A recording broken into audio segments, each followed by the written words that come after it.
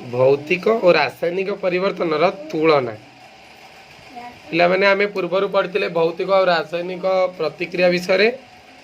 आज पढ़ा भौतिक परिवर्तन और रासायनिक परिवर्तन मध्य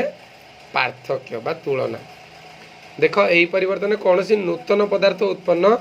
हुए नहीं, एपटे नूतन पदार्थ उत्पन्न हुए अर्थात भौतिक परिवर्तन में नूतन पदार्थ उत्पन्न हुए ना। जदि काठ भांगी काठ आका मिल सी भौतिक परिवर्तन मुझे जानूँ। जदि परिवा काटिदेली कला हो जाए परिवा प्योर परिवा मत मिलूनी कला परिवा मिलूँ से रासायनिक परिवर्तन। आउ से भाया परिवा पाइबेनी कला हो जाइए रंगर परिवा पाइबे। बाण फुटे देली आउ से बाणटा को मुझे पुणी थे पोड़ी पारि बुझुची एटा सब रासायनिक परिवर्तन। यही परिवर्तन रे पदार्थर अस्थायी और प्रत्यावर्ती प्रतिक्रिया सृष्टि होता है। अर्थात देख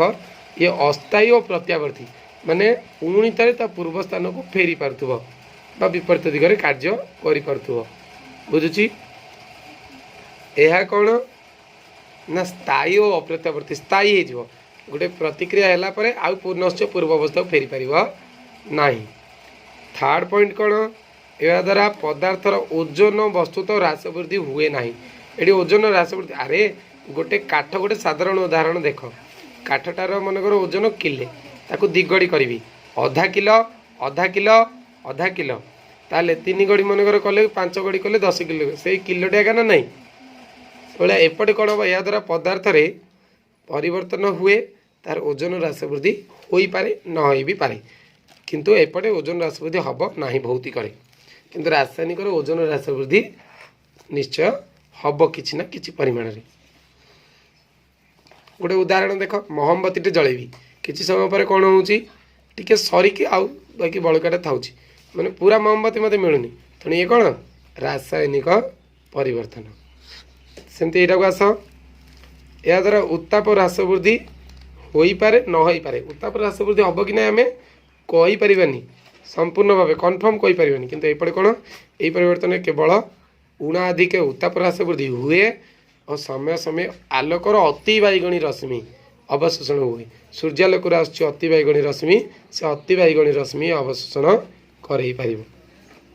नेक्स्ट पॉइंट कौन यही परिवर्तन द्वारा पदार्थ रे कौन सी रासायनिक धर्म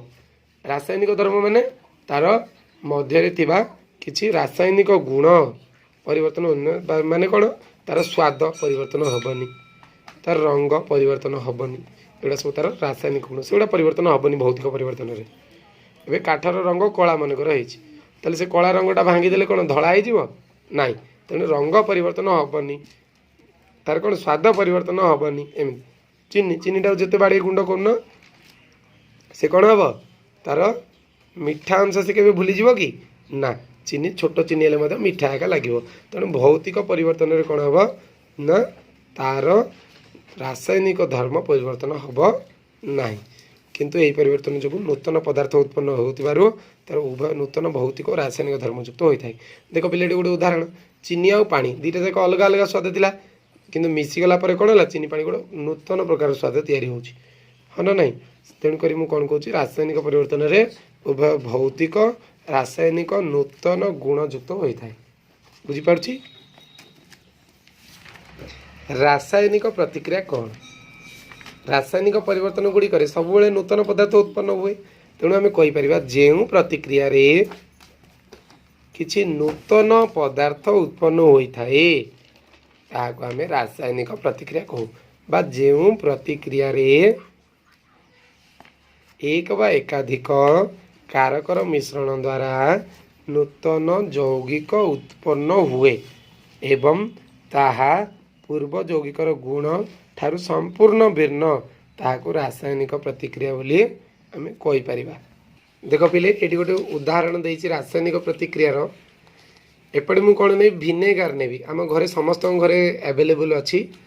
भिनेगार निश्चय थी माँ मैंने रोषे कला थी सेठी खाइबा सोडा मध्य आम घरे थाए से दीटा नेबा नहीं कि कौन करिया गोटे टेस्ट ट्यूब तो आम पाखे नाई आम कौन करवा गोटे छोट ग्लास रे भी नहीं पारिबा नहीं कि कौन करवा ना आ गोटे ग्लास रे किछि चून पानी घांटिबा ये जो ग्लासटा को आम हाथ में हो कौन भी कभर करदे और बाहर गैस को गोटे पाइप साहाय्य कौन करवा से ग्लास को प्रवाहित करवा चून पानी किसी समय रखिदे से स्थिर हो जाइए यू जो गैस बाहर ता प्रभाव ये कौन हम दुधिया रंग होमें जानिले जे अंगारकाम्ल गोटे गैस जी रासायनिक प्रतिक्रिया कर चून पानी सहित दुधिया रंग कला चून पानीटा को खाली नॉर्मल चून पानी ऊपर पानी और तले चून बसी जाता कि अंगारकाम्ल गैस प्रभावित होगा द्वारा सी कौन है स्वच्छ चून पानी को दुधिया रंग कला तेणु भिनेगार आउ खाइबा सोडार रासायनिक प्रतिक्रिया कौन सृष्टि होता है अंगारकाम्ल कौ गैस अंगारकाम्ल या संकेत कौन कार्बन डाइऑक्साइड CO2 तो मन रखा गुड़ाक से चून पानी कौन है दुधिया रंग कला अर्थात अंगारकाम्ल स्वच्छ चून पानी को दुधिया रंग करे गोटे रासायनिक प्रतिक्रिया जोटी संपूर्ण नूतन पदार्थ सृष्टि है भिनेगार खाइबा सोडा दीरा जिनस मिसला पर कौन सृष्टि है गोटे गैस सृष्टि है संपूर्ण गोटे नुआ जिनस सृष्टि है खाली भिनेगार खाली जदि भिनेगार आउ खाइबा सोडा अलग अलग मिसेबी ताल चून पानी से दुधिया रंग करनी किंतु से दिरा अलग अलग न नहीं कि गोटे जगह मिसेबी आ गैस जदि एपट को मु छाड़ी ताल से कौन हम से स्वच्छ चून पानी को दुधिया रंग करदेव ये देख आउ एक उदाहरण तुतिया सहित लुहा कंटा प्रतिक्रिया जो होता परिवर्तन गोटे बिकर नेबा से किसी कपर सल्फेट CuSO4 बा तुतिया द्रवण नेबा पकेले से कौन हम कृष्ण वर्णर बा सामान्य ब्लू कलर हो बुझुची एथिरे कौन करवा गोटे जंग लगी कलंकी लगी लुहा कंटा पकेबा पकेले कौन हम किसी समय अपेक्षा करवा और बिकटी को हल्ले कौन हम ना तार जो ब्लू कलर होता से कौन हम सबुज रंग हो आउ जो जंगर लुहा कंटा पकई से देखिए संपूर्ण तंबा रंगर हो जाइए संपूर्ण तंबा रंगर कहीं यहाँ रासायनिक प्रतिक्रिया जो संभव है तुतिया द्रवण लुहा कंटा संस्पर्श में आसला से कलंकी छड़ेदेला आम जदि घरे लुहा कंटा कलंकी लगी आम माँ को कहीपर जे आण मु छड़े दे पारि केमती ना कपर सल्फेट टी पकईबी पानी रे और लुहा कंटा पकईबी जद्वारा कौन हम से निश्चित भाव में सफा हो तंबा रंगर हो तार रंग परिवर्तन हो बुझीपार लुहार रंग पाइबानी लुहा तंबा रंगर होटा कौन रासायनिक परिवर्तन बुझीपारे आ पानी रंग कौन हो सबुज देख ब्लू थिला सबुज है सी जंग लुहा कंटा तंबा रंगर होगला लुहा कंटा नॉर्मली स्टील कलर था किंतु तंबा रंगर होगला रासायनिक प्रतिक्रिया कौन हो नूतन पदार्थ सृष्टि है बुझीपार बोले एग्जांपल